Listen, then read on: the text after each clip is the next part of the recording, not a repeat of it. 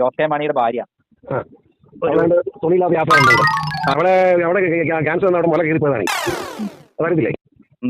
അവിടെ ഒരു മുല റിമൂവ് ചെയ്തതാണ്. ക്യാൻസർ ആയിരുന്നു നമുക്ക്. അതുകൊണ്ടായിരിക്കും അവള് അതുകൊണ്ട് ഇറങ്ങിയിരിക്കുന്നത്. ആർക്കറിയാം.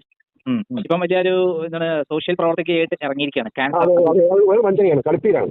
അവർക്ക് അത് കഴിയില്ല.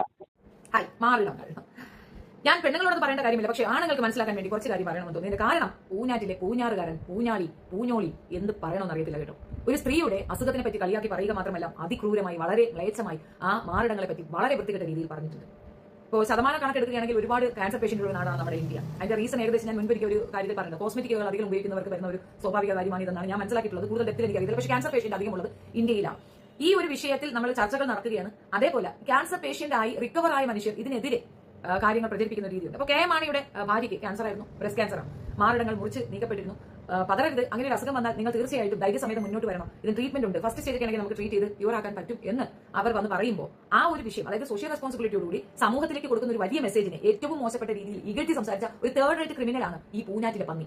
ഇയാളെ പന്നി എന്നല്ല വേറൊന്നും വിളിക്കാൻ ഒക്കത്തില്ല. കാരണം അയാളുടെ നാട്ടിൽ നിന്ന് വരുന്ന അത്രത്തോളം വിസർജ വസ്തുക്കൾ നിരന്തരം തുപ്പുന്ന ഒരു വിസർജൻ അത്രേ ഉള്ളൂ. സ്ത്രീയുടെ പ്രിവിലേജ് അല്ലെങ്കിൽ സ്ത്രീയുടെ എന്താണ് അവൾക്കുള്ള ഇതെന്ന് മനസ്സിലാക്കാതെ അവരെ ഏറ്റവും മോശമായ രീതിയിൽ അവഹേളിക്കുകയാണ്. അത് തർക്കിക്കാൻ പറ്റില്ല. കുടുംബത്തിലുള്ള പെണ്ണുങ്ങൾ അങ്ങനെയാണ്.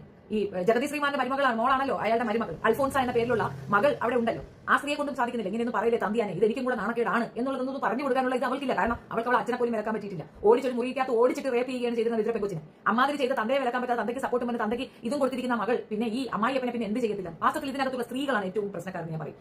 ഈ കുടുംബത്തിലെ പെണ്ണുങ്ങളാണ് കൂടെ. അവർക്ക് മര്യാദ ഉണ്ടായിരുന്നില്ല. അവർ മര്യാദയ്ക്കവന്മാരെ നടത്തിയിരുന്നെങ്കിൽ ഇതുപോലെ മോശമായ രീതിയിൽ പെണ്ണുങ്ങൾ എടുത്ത് വെച്ച് അവഹേളിക്കത്തില്ല. ഈ വീട്ടിൽ താമസിക്കുന്ന പെണ്ണുങ്ങൾ ഇവനേക്കാൾ വൾഗറായ പെണ്ണുങ്ങളാണെന്ന് പറയും. ഇവന്റെ വീട്ടിലുള്ള പെണ്ണുങ്ങൾക്കാണ് നല്ല അടിപറ്റിക്കേണ്ടത്. ഇത്രയും മോശമായ രീതിയിൽ ഒരു സ്ത്രീ അവഹേളിക്കാൻ ഇവനാര് അധികാരം കൊടുത്തു? എവിടെയാണ് ഈ വനിതാ കമ്മീഷനുകൾ? പെട്ടെന്ന് തന്നെ വീഡിയോ മുക്കി, പെട്ടെന്ന് തന്നെ വോയിസ് മുക്കി, മൊത്തത്തിലങ്ങ് മുക്കി കഴിഞ്ഞാൽ ആരും എടുക്കില്ല, ആരും കാണില്ല എന്ന് വിചാരിച്ചിട്ടുണ്ടാവും. മാപ്പെഴുതി നീ ഊപ്പാടഞ്ചും വരുമല്ലോടാ, നാണമില്ലടാ നിനക്ക്. എനിക്ക് ഇവിടുത്തെ കോടതികളോടാണ് പറയാം. നമ്മൾ ഒരു തെറ്റ് ചെയ്താൽ കോടതി എന്ത് ചെയ്യും? ശിക്ഷിക്കും. ഇപ്പൊ ഒരു കൊലക്കുറ്റം കോടതി ശിക്ഷിക്കുകയാണ്. വീണ്ടും അവൻ കൊല ചെയ്താൽ പിന്നെ അവൻ എന്ത് ചെയ്യണം? അവനെ പുറത്തുവിടുന്ന ജാമ്യം നിഷേധിക്കണം, അവനെ തൂക്കി കൊല്ലുകയാണ് വേണ്ടത്. ഇയാൾക്ക് നിരന്തരമായി പോക്കത്തരം പറയുന്നു, കേസ് കൊടുക്കുന്നു, ജാമ്യം അനുവദിച്ചു കൊടുക്കുന്ന കോടതിയല്ലേ യഥാർത്ഥത്തിൽ കുറ്റം ചെയ്യുന്നത്? ഈ പറയുന്ന വൃത്തികെട്ടവൻ ഇതേ സ്റ്റേറ്റ്മെന്റ് റിപ്പീറ്റഡ്ലി പറയും. കേരള ജനതയിലെ 26% വരുന്ന ഒരു മതസമൂഹത്തിലുള്ള മൊത്തം ആൾക്കാരെയും ഹറാം പറഞ്ഞവെന്നും പന്നിക്ക് പറഞ്ഞവെന്നും നാക്കുകൂസാതെ പറഞ്ഞ ഈ വൃത്തികെട്ടവനെതിരെ കേസ് കൊടുത്തിട്ട് ആ കേസിൽ ഒരു ദിവസത്തേക്ക് പോലും കസ്റ്റഡിയിൽ വെക്കാതെ അവന് ജാമ്യം കൊടുത്ത് വിട്ടയച്ച ഒരു വൃത്തികെട്ട രീതിയുണ്ട്. ഇതാ വീട്ടിൽ കൊണ്ട് സ്ത്രീകൾ അവഹേളിക്കുന്നു. ഇവിടെ 50% പെണ്ണുങ്ങളാണല്ലോ. പെണ്ണുങ്ങളെ ആക്രമിക്കാം, ആരെ എന്തും പറയാം. ചങ്ങലയിട്ട് വീട്ടി പൂട്ടിയിടേണ്ട സാധനത്തിന് നടുത്തെരുവിലേക്ക് ഇറക്കി വിട്ട ഇവന്റെ വീട്ടിലുള്ള പെണ്ണുങ്ങൾക്കാണ് അടി കൊടുക്കേണ്ടത്. മോശപ്പെട്ട ഒരു സ്റ്റേറ്റ്മെന്റ്. ഇവൻ ഇത് ആദ്യാവസാനമൊന്നുമല്ല, ഇത് എന്നേ പറയുന്ന കാര്യമാണെന്നറിയാം. ബലാത്സംഗം ചെയ്യപ്പെട്ട കന്യാസ്ത്രീയെ പച്ചയ്ക്ക് അഭിസാരിക എന്ന് വിളിച്ചവനാണ്. ഇവന്റെ അമ്മ അഭിസാരിക ആയതുകൊണ്ടാണ് കന്യാസ്ത്രീ മതത്തിലുള്ള ഒരു സ്ത്രീയെ നോക്കി അവൻ ആവൃത്തി എടുക്കുന്നത്. ഇവൻ എന്ത് മതബോധം? ഇവന്റെ മതത്തിലുള്ള ഇവന്റെ മതവിശ്വാസത്തിലുള്ള ഇവ ഏറ്റവും റെസ്പെക്ട്ഫുൾ ആയി ചിന്തിക്കേണ്ട, അമ്മയെ പോലെ കൺസിഡർ ചെയ്യേണ്ട ഒരു സ്ത്രീയല്ലേ ഇവൻ അഭിസാരിക എന്ന് സംബോധന ചെയ്ത് അവർക്കുണ്ടായ ഒരു ഇൻസിഡന്റ് പുറത്തേക്ക് പറഞ്ഞപ്പോൾ ഈ കോടതി കുറ്റവിമുക്തനാക്കുന്നതിന് മുമ്പ് തന്നെ ബലാത്സംഗം വീട്ടിൽ വിളിച്ചു കയറ്റി സൽക്കരിക്കുന്ന രീതി